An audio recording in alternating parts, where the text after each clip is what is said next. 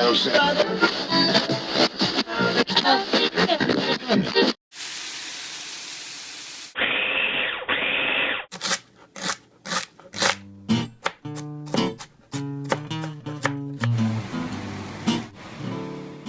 often been asked since this show started, is your show about art, or is it about food? The answer is, simply put, both. Because I really feel that you do need both. And like I've said before, it lives everywhere. It lives inside, it lives outside, it even lives underground. And it seems no matter where you might look, someone is exuding the passion in a small or grand scale, with plenty of people who love it and will make sure the band marches on with it. Everyone's got a different way to show how much they love it. So if you're happy and you know it, clap your hands. And if you love it, well, just show it. Don't worry about a thing. Because whether just climbing a board or been on for a long time, it welcomes you. And as food is love, love is definitely in the art. A kitchen can definitely be a great designated space for many great creations, and the like. So what if you had an entire space to which the purpose of it was solely to make art? Well, I decided that this would be the perfect time to take a little trip and share the love. Anyway, I'm going to... Welcome, anyway. My friend Kay Yoon is an artist who was in the midst of her second artist residency at School of Visual Arts in New York City. Using the time and space to execute her work was clearly being time well spent. I've always felt her pieces reflected her love of the work and broadening concepts. And luckily she was able to sit down and take a break from working and have a good, full meal. Complete with a mixed drink, a chamomile lime spritzer. Fresh, I know you said that it's a little tough keeping up with good eating when in the studio. I've been eating out of the vending machine for the past 3 weeks. Yum. Not Cheetos, but cheese doodles. Although this was Kay's second residency at SVA, it was one that was still showing to be a new experience. I was here in 2006, mainly for the purpose of making a portfolio to get into grad school. And I made very different work back then.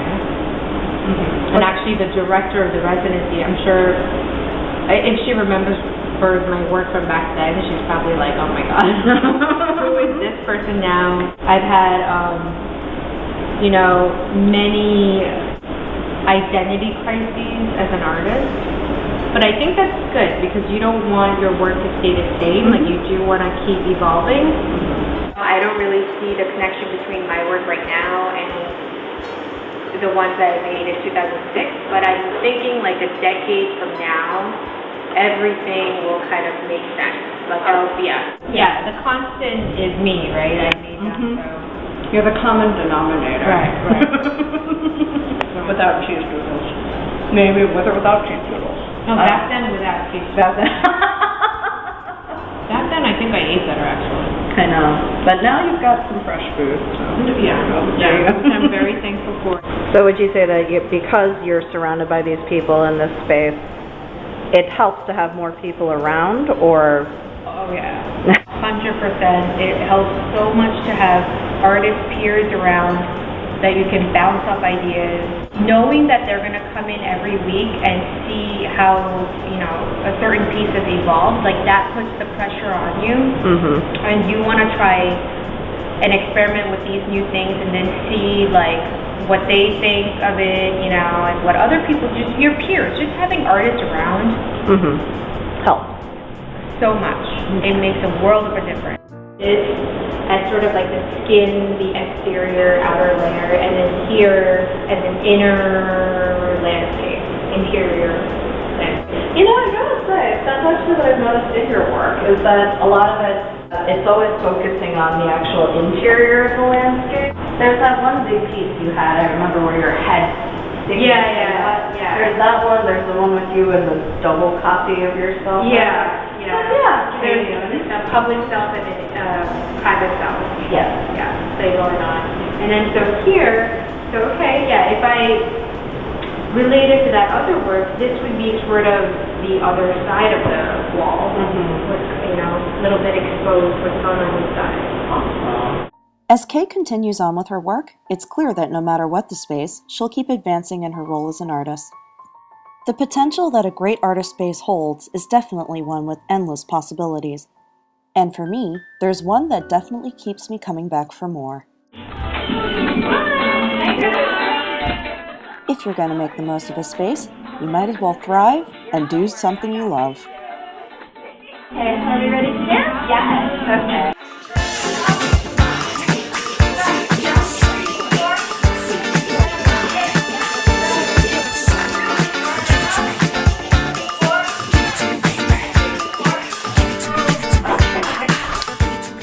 The availability of performing spaces and rehearsal spaces in New York is prosperous, and I've made it a point to do this every year, which is make sure my creative wheels in other areas stay in motion no matter how busy I am. And lucky for me, as love is in the art, I'm grateful to have a camaraderie of those who also share the enthusiasm.